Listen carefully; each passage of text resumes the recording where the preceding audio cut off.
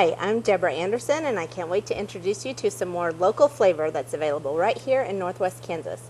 Whether you're making it yourself or going out to eat, there's just some delicious things to try, and you should just stretch your boundaries. And I'm right here in the beautiful Destination Kitchen Store, one of my favorite places to shop in downtown Norton. And I'm here with Georgia Mann, who's one of the proprietors, and she's going to make a wonderful summer salad for us with the citrus poppy seed dressing. It sounds wonderful. I think it is. We're using a spring mix of lettuces today. And thank you. I get so tired of iceberg lettuce, so yes, this is wonderful. Yes, and you can use a mix of lettuces and spinach. It's just your choice what you prefer. So the first thing that we're going to do is wash the greens. Okay. You always want to do that and make sure they're nice and clean. Especially with all the things that have been happening. That's right. In the news. And so then the next thing we're going to do, since we have washed them and they're so wet, we need to spin them dry.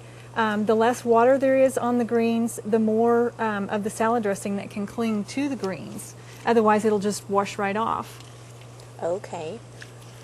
So this is just like the spin cycle on your washing machine, I bet. It'd be somewhat similar to it. I wouldn't do it in the real washing machine. Yeah, that might be good. Well, all that bending over to get it out, you know. Right, right. Picking out all those leaves. So you don't want to fill it, overly full, because it can pack down and bruise the leaves, because they do spin at a pretty high rate of speed. Oh, look at that. Look at all the water coming out. And you can see. And then this is an OXO model that we carry here, and it's just wonderful to use. I mean, it's very easy to pump and then brake to start. I haven't seen one with a brake before, yes. So that's nice. And so you can just see the amount of water. Even after you kind of shook it off. Yes, so, yes. Yeah, that's and you want to important. do it, a couple of different times, and pour the water off. Now, I don't know if you do this, but I have a friend who insists on, she keeps her lettuce in the fridge. She dumps the water out, but keeps it in. She thinks that it makes it crisper for longer. I don't know if that's true. It does help, yes, it does. It does help. Maybe it needs the moisture, but not right on it. Right, right. Just that cool, environment will help the lettuce stay fresh longer. If you're ever at the grocery store, sometimes they spray that stuff. Right. Have you ever walked by and gotten wet? Yes. So then the next thing we will do is make the dressing. Okay. I'm going to plug this in. This is a KitchenAid food processor, and it's really nice. We have a steel blade that goes in it for this particular process. It does also come with a smaller bowl, so if you're doing a smaller quantity, and it also has the metal blade that fits in that bowl itself.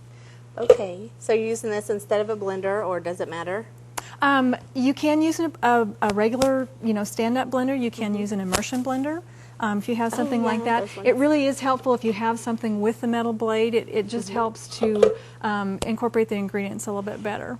Okay. Or, if you have nothing like that, even a whisk would be preferable to just like stirring it. That's just not going to incorporate the ingredients quite as well. Okay, let's see what you're going to put Okay, so then the first thing we're going to start with is some sugar. And this particular recipe calls for 3/4 of a cup of sugar. I love that I don't see any bottles of dressing on the table. You don't have to buy it. You can make your own. That's right. Okay. That's right. Awesome. And this this particular dressing goes well with a lot of different blend, lettuces and things. So the next thing we're going to add is 3/4 of a cup of wine vinegar. And I chose to use white wine vinegar. I like the brightness of the flavor of the white wine vinegar.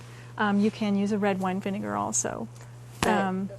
There's so many different kinds of vinegar, but you used a wine vinegar rather than I think there's rice wine vinegar also. Right, and that adds a completely different flavor than the regular wine vinegar does. Yes. And not the kind like you put on your sunburn, right? Right. Okay. So this is orange juice concentrate. It's frozen that has been thawed, and you want to use a concentrate as opposed to just like fresh orange juice because of the amount of liquid. So fresh orange juice would add so much more liquid. This way you're getting a concentration of the flavor without so much liquid. If you have, then it makes the dressing that much runnier, which isn't necessarily a good thing. And then a tablespoon of salt. Just regular table salt? Just regular table salt. And then we have some dry mustard. And the theory with the dry mustard as opposed to like a Dijon mustard or something is the same thing. You know, the Dijon mustard is going to add more liquid to the dressing, and it just changes the consistency of it. You know. Okay. So, and then we have a tablespoon of poppy seeds. And since this is a citrus poppy seed dressing, this adds a little bit of flavor, a lot of color to it. I don't want to gossip, but I have heard that poppy seeds actually can. I looked it up because people say, "Oh, you can get it's an opiate or something." It'll show as an opiate on your drug test, and so it actually is true. There's 2 cases where people were fired because of eating like poppy seed bagels. I guess they ate too many, maybe. I don't know. I think you have to eat quite a large amount of it before it does show up. And I guess there's some tests that can filter it out, but And it tell was the kind of difference, scary. yeah. But I think we'll eat it anyway. But Right, right. And then we're going to add some Tabasco, and the recipe calls for six drops, and so and it's entirely to taste. You just kind of you know, if you like it with a little more zing to it, then you're going to add a little more to it. Okay. And just adds a little more flavor. This is just kind of building layers of flavor. So then the next thing we're going to do, we need some orange zest. And the easiest way I have found is with the microplane zester. It just does a wonderful job of getting a nice fine mince or zest, you know, for the orange. So the zest comes from the peel, the stuff Yes. we usually throw away. Okay. Yes, and you want to watch so that you don't get down to the white part because that is bitter. I have that microplane myself, and I do love it. Yes.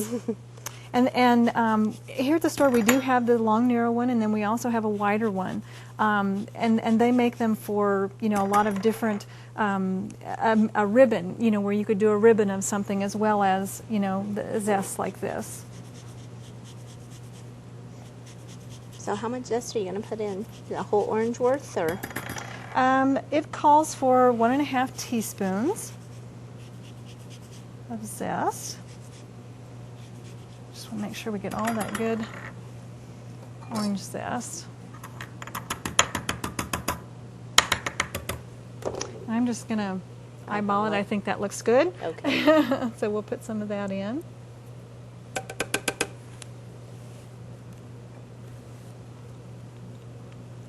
Get all that And this good part, flavor. the orange part, is not the bitter part, it's the white.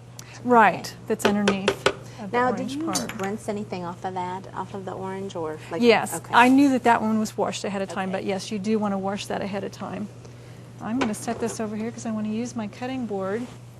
This also calls for 1/4 cup of minced onion. And again, this is another thing, it just adds another dimension of flavor to the dressing. That's going to go in the dressing instead of the salad. Oh, Right. Awesome. And you chose red because your favorite? It is a good onion. It adds more color to the dressing. You can, you know, what onion you use is up to you. The sweet onions, if they're in season, would be a good one to use. At different times, you know, you're probably not going to want a hot onions. You want to watch that. And we'll just kind of measure Now, this. I have another nosy question. Okay. Is that what a santoku knife? It is. It is. And the reason they call it that is because of the little indentations along the side, and that helps it to release the food as you're cutting down through the food. Stick to it like Right, sometimes it does. right. Nice. And it is. It's a very nice knife to do that with. So I'll just put that in here.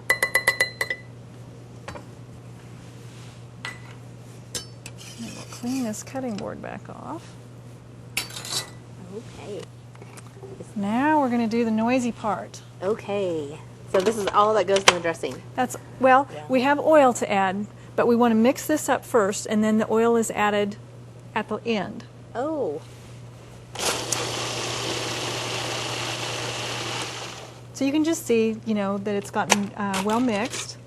Now what would happen if I just put the oil in with it? The oil needs to go through a process called emulsification, and that's where it actually mixes with the other liquids, because oil doesn't mix well with a lot of other things, you know, water and things like that. And so you want to, and actually we're going to add it in fairly slowly.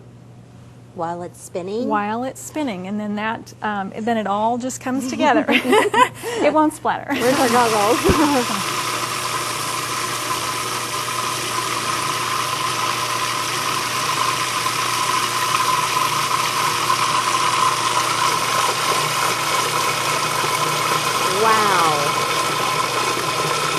Now we know why our salad dressing has so many calories in it. This makes a large quantity of dressing. Does it? Okay. It really does. I have a friend she's so conscientious about all her calories, and she gets her dressing on the side, and she dips her fork in it, and then she stabs all her things. Oh, so she right. just gets a tiny bit on the fork. Well, and the way we do it here is that we actually dress the greens before they go on the plate. And so you can kind of control the amount of dressing that goes on there too. You're not getting, you know, large globs of dressing on there. Oh, good. So it's kind of homogenized then. Right. So what kind of oil did you use? Extra virgin olive oil? Or? Actually, I just use canola oil, because this is a dressing with so many flavors in it that the oil, it's nice to have oil with no flavor to it, and then it's not going to, you know, overpower, because there's a lot of oil in there. There's 2 cups. And this recipe, it is very easy to cut the recipe in half, and so you have a much smaller amount. So now we're going to build our salad. Pretty. Ina Garten, she always says, food just looks better on white. This is going to be pretty. Actually, I need a bowl. Which, can I get you one? Maybe that big white bowl there, to actually build the salad, start building the salad in. This one? Yes, please. Thank you.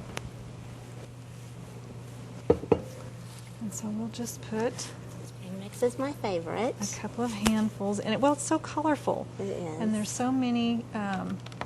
There's no white lettuce in it. And I think I'm going to use just a measuring thing here. But too. you said you could use other kinds of lettuce if you have. Yes. Would you use iceberg with this, or? You could.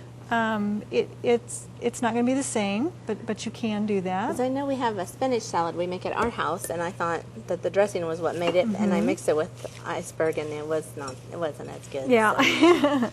Well, iceberg, it's good for a lot of things, but it is just, you know, a plainer lettuce, and it's not as colorful, and just doesn't have the same qualities that a lot of the spring mix does.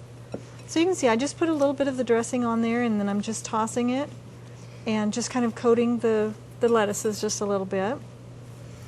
Okay. And then we can start with this. Do you know what kinds of lettuces are in spring mix?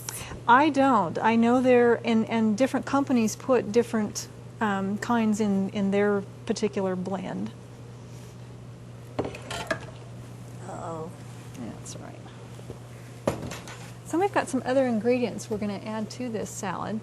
Oh, okay. And it just adds color, adds flavor, adds crunch, different things. These are dried cranberries. Now, this is a good thing to put on your salad. Everyone knows cranberries are good for you. Very healthy. They always tell you to drink cranberry juice when you have a tendency towards bladder infections. And it keeps the bacteria from adhering, and that's why that's good. So it's also good for ulcers in your tummy and gum disease. So then we're just going to crumble some bacon on there.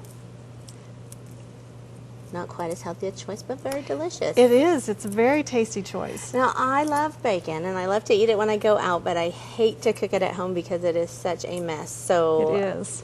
Do you have a way? I know your place doesn't look like a greasy mess. How are you keeping it so clean here? Well, we actually do, and I can show you this pan that we have ready. We just put it on these sheet pans like this, and just lay it out like this. You can even put like a cooling rack on there first, and then lay the bacon on that. This way, there's one less utensil to wash. And so we bake this in a 400-degree oven for 15 to 20 minutes. And you want to Can just you hear it sizzle and pop like yes, in a you pan? can. Oh, you but can. it doesn't make as big a mess. It doesn't, though. It doesn't make as much of a mess, and you can do large quantities at a time. And then this can be drained on paper towels and then frozen, and then you can just pull out bacon Oh, what a good idea. whenever you then want you to only use have it. to make a mess Right. one time for the whole That's month. right. So we've got our crumbled That's the bacon on opposite there. of what my uncle did. He always bought the new one, then stripped off two pieces, and then he froze them before they were cooked. He should have cooked them all first. Yeah. Now I'm going to slice an apple. We also have fresh apple on this salad. Okay. So it is a very healthy salad. It's very summery. It's going to be very fresh. Yes, it is. Now, why Let's did you take that choose the question. green? Does it matter? It really doesn't. You want a flavorful apple with fairly firm flesh to it. You don't want one that's going to be mushy in your mouth, because the apple is going to add some crispness and some crunch to the salad. And so you just want some fairly thin slices. And you can use a red or green apple. Just depends on what color you would like to go with. Oh, yeah. Well, you got some red with the cranberry. Right. I'll just tell everyone my favorite apple is the Pink Lady. It's very good. Try it. So we just want to lay some We had of a these throwdown on there. at the office, and we tested all the different flavors of apples. And some tools to cut them up with. And so I think the winner was the Pink Lady. Okay. All right. And so the amount of apple you put on, is dependent on how much apple you want in your salad. Alrighty. And then the last thing we're going to add are some toasted almonds. Good. Did you already toast them? I did. How did you do that? The same sheet that I used to cook the bacon on, you can put nuts on, and nuts, it just adds another dimension to the flavor of the nuts. They just have a more toasty taste when you do it. And you can do it with walnuts or pecans, almonds obviously. I think we chose almonds because they're getting so much good press lately. Right. So another good healthy thing to add to your salad. So you're putting about an ounce on, because that's what the doctors tell us to eat each day. Oh, 1 okay. ounce of almonds, 5 times a week. Very good. Cuts your heart disease chance in half. Isn't that amazing? That is. Because they don't have any cholesterol. They do have fat, but it's the monounsaturated, or the kind that's not the good kind of fat. Right. And so there's no cholesterol. They say eating almonds actually helps lower your cholesterol. Very Amazing. good. And they're full of protein. Just Yes. 1 ounce has over 10% of your daily allowance. Very and good. they have vitamins and minerals, especially vitamin E, which is a popular antioxidant. Right. Those are supposed to be cancer fighters. So Right. makes me just want to grab a handful of almonds and live forever. And eat them. Well, there we go. There is our summer salad with the citrus poppy seed dressing. Oh, that's the end of it. That didn't take very long, no, did it didn't. So I will let you try that if you'd like. Okay, thank you. It looks delicious. I think I'm going to get a radicchio, maybe.